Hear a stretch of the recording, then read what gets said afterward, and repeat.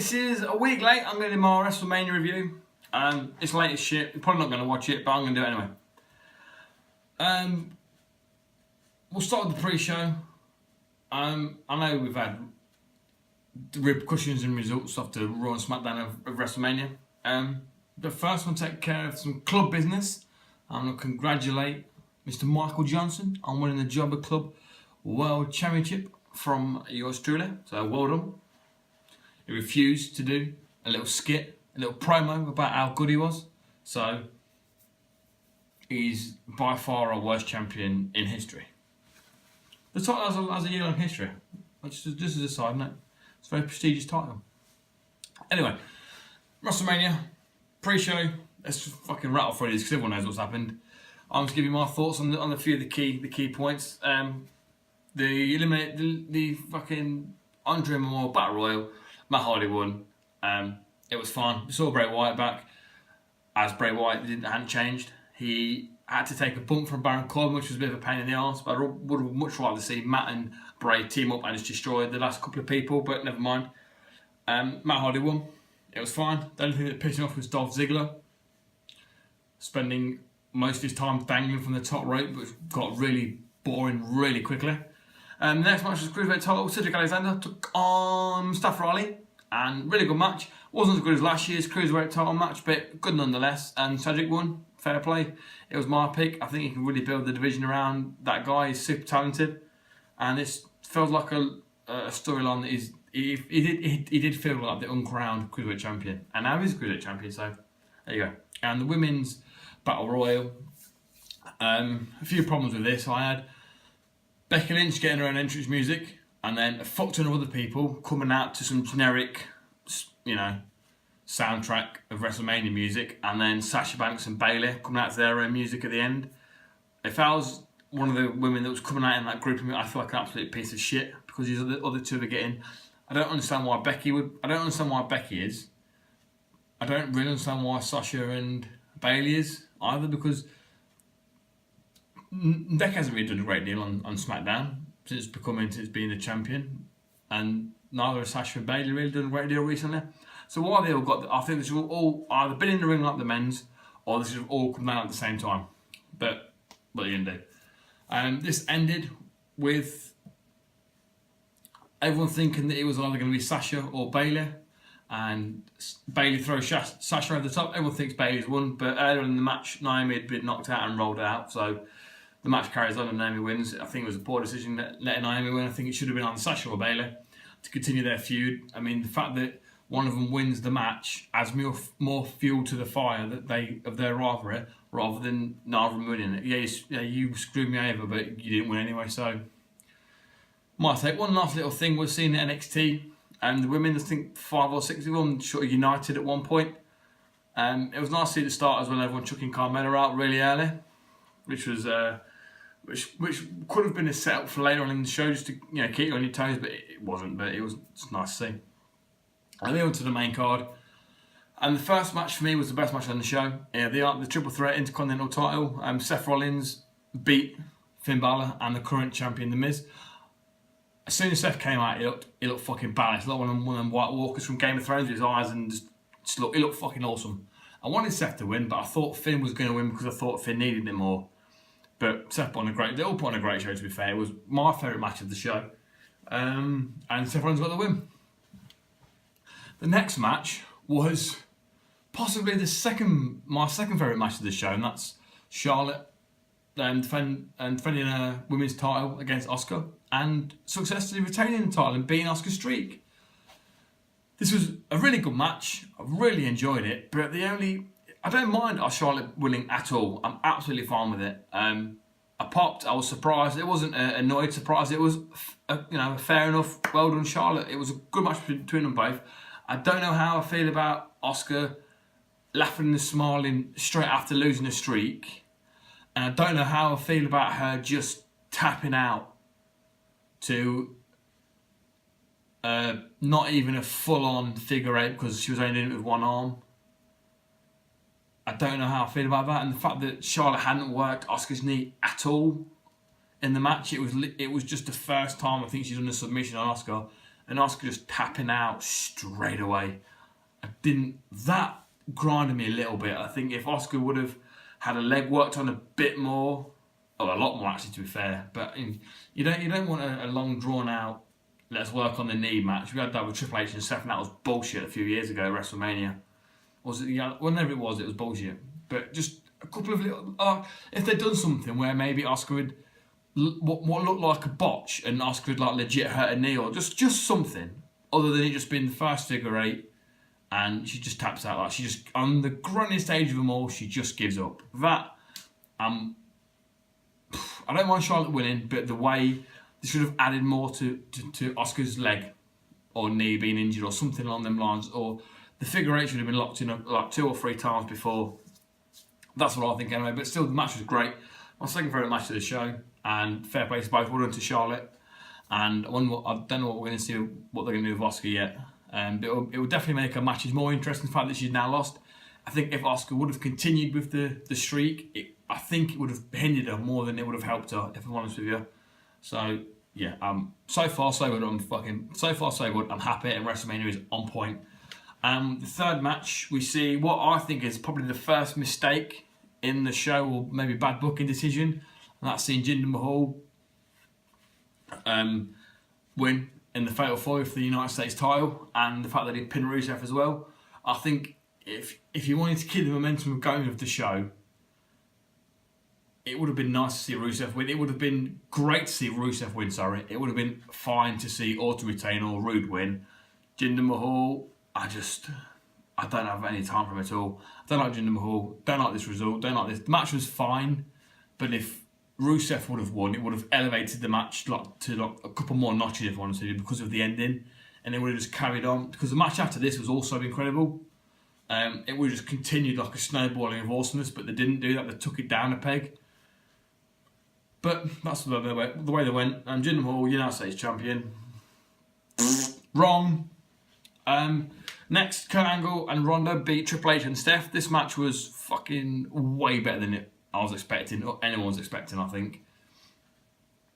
This is probably my third favourite match of the show. It's a lot of people's best match of the show, but it's my third favourite match because I think a lot of the reason people thought it was going to be shit. I think a lot of the reason people really liked this match is because they thought it was going to be shit, and it ended up not being shit.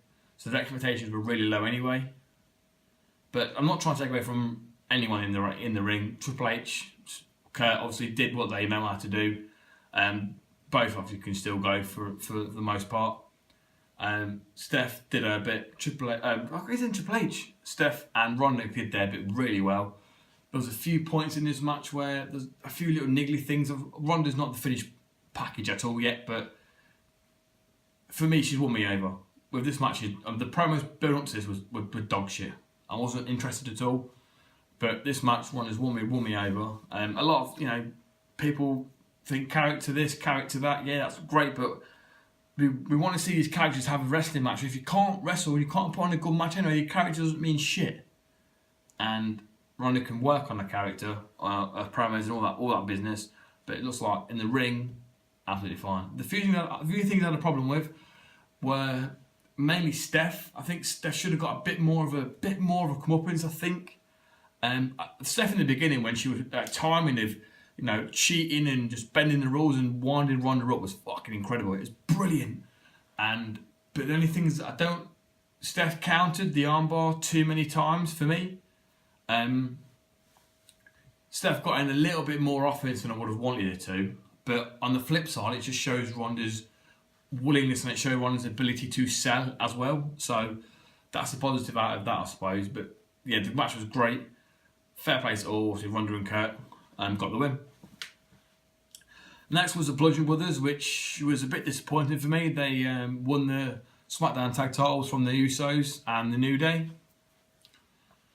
This match was really short. I think what the New Day and the Usos have done together has been incredible. It stole the show at multiple pay-per-views, and with the Bludgeon Brothers, they should have added an next layer and gone that little bit higher. But it was short. The match was fine. The result makes perfect sense. I wanted the Usos to win as a thank you, I suppose, for everything they've done in the tag division, and they'll get all the chances to win at WrestleMania, I'm sure. But I understand why the Bludgeon Brothers won. It makes perfect sense for the story. The match should have been longer. It could have been a lot better. The match was okay. And the next, and speaking about matches not being very long, Undertaker squashes John Cena in under 3 minutes. And I honestly loved every fucking second of it. Taker looked great. John sold like an absolute champ. And there was a point where John Cena got in one bit of offense, I believe. One or two. I don't think he got the shoulder barge in. But he did the power slam thing. He just set up for the 5-knuckle shuffle. And as he bounced off the ropes to hit the shuffle, Undertaker sat up and John just like shot himself. And it was brilliant. The whole thing was incredible. One tombstone took out John Cena. Fair play to Cena for being squashed at WrestleMania. I can't remember last time John Cena was squashed in that jobberish manner. But I loved all of it. If this is the last time, obviously we know now we're going to see Taker again. But at that point, I thought if I see Taker again or I don't see him again, this is how I want to remember Taker. This is how I want him to be perceived, the way he was in this match. I'm not saying he's got to squash everybody, but just his aura. It was back. He was the Undertaker again for me. It was fucking incredible. Daniel Bryan versus Shane. Daniel Bryan and Shane, in fact, versus Kane and Sami. Daniel Bryan and Shane got the win. Yeah, this match was good. It wasn't great. It was good. The problem with this was the fact that we had to wait so long for Daniel Bryan to get in the ring. I get what they were trying to do. They were trying to build up the suspense of seeing Daniel Bryan in the ring, but this is, let me have a quick look. It is about 6 or 7 matches deep at this point, so we're hours into this show. In fact, we got nearly 9 matches in this show, including the pre-show, because I think the pre-show, the crowd were pretty much all there for the pre-show, which I don't remember it being like the previous years. So at this point, I think this was the first point where the crowd maybe got a little bit tired because of we just saw Shane just selling, getting beat on and beat on. We're just like, give us fucking Daniel Bryan, for crying out loud. This match could have done with being a lot shorter, if I'm honest with you. Still props and fair play to Shane for competing and taking that beating while still suffering from fucking whatever problems he's got, his hernia and all the other business, words I can't pronounce. But fair play to Shane. When Daniel Bryan finally got in the ring, fucking obliterated him. It was great to see him back. It felt good. I don't know how to describe it. Just seeing Daniel Bryan back, it just felt good. The match was by no means a 5-star, any of that business at all, but it was a good match. Shane was in there too long for me. The hot tag wait was too long for me, but we got it in the end and the match was fine. Bryan and Shane got the win. Nia Jax won the women's title from Alexa Bliss next, and this match could have done with being shorter again. Mickie James comes out with Alexa Bliss and she takes a fucking beating from Nia Jax before the match starts. Nia's thrown against the barricade and is beating the snot out of her. So Mickie James is out of the equation. Because I thought that maybe Alexa Bliss would win on Mickie James' assistance or sacrifice more than anything, but she didn't. Nia Jax won. This match was longer than it needed to be. This needed to be not an Undertaker level squash, but a 5-6 minute sort of squash for the most part. Maybe Alexa Bliss getting a little bit of offense in, but mainly just Nia Jax wanting just to beat the living crap out of her. Nia Jax won. I think Bliss, I get why, I understand why Nia Jax won. I would have rather Alexa Bliss won, but this match went on way too long, and this was for me, this is where it comes downhill. I mean, after seeing Daniel Bryan get the win, it just falls off from there for me, and this was the first bump down the road, if you like. Match was too long. I understand the result, but I didn't like it. So, and the next match was AJ Styles versus Nakamura, and even though we know what happened after the match and what we see on SmackDown now, still, in the moment, this match killed a little bit of my soul. A little bit inside of me died because this match was very okay. If I was to steal Uncle Meltzer's star match rating, let's say we were hoping for a 5-star. We were expecting at least a 4-star, but we probably got a 3 to 3.5, depending on how lenient you want to be, level match. I don't know why. I'm a massive AJ Styles fan. I'm a big Shinsuke Nakamura fan. Shinsuke hasn't reached the heights yet, and I really thought this would be the time, but it wasn't. After the match, well, probably with the after-match shenanigans, if you like, of Nakamura turning heel, maybe the match was a 3.5-star in total, the whole segment, if you like. I can't remember the last time we saw such a blatant heel turn, with a few knees to the face and a few blatant low blows that looked proper, if I'm honest with you. But the match was just didn't feel like it went at the pace, or it felt like the AJ Styles and Kevin Owens matches where, for the US title a few months back, that felt like they didn't get out of first gear. That I felt they could have gone more, but they just didn't for whatever reason. It doesn't feel like they were giving it. It doesn't feel like they gave it their all and it was shit. It felt like they weren't giving it their all for some reason. I don't know why. Maybe because the build didn't help. The fact that it was just two baby faces, two good guys, teaming off against seeing like, oh, let's see who's better, shake my hand sort of mentality for the match. There was a little bit of story regarding the emotional AJ and the relaxed Nakamura. None of that shone through into the match. There was no AJ Styles getting emotional, stressed out and wound up or anything like that. There was no Nakamura acting obviously cool. He did that, that thing in the ropes where he like bends his head and waves his arms. He did that, but he does that in every match more or less. We didn't see AJ Styles trying to get Nakamura wound up and emotional, like to flip it, reverse it. We didn't see AJ being calmer than usual or anything like that. It was just what felt like, I don't know, a warm-up match. Not a warm match, that's harsh. But it just didn't feel right at all.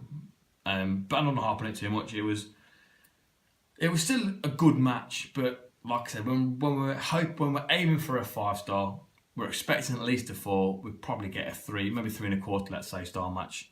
And it just continues. The snowball has reached the top of the hill and it's just fucking plummeted down the side of the mountain now. And the next match, fuck me, Braun Strowman.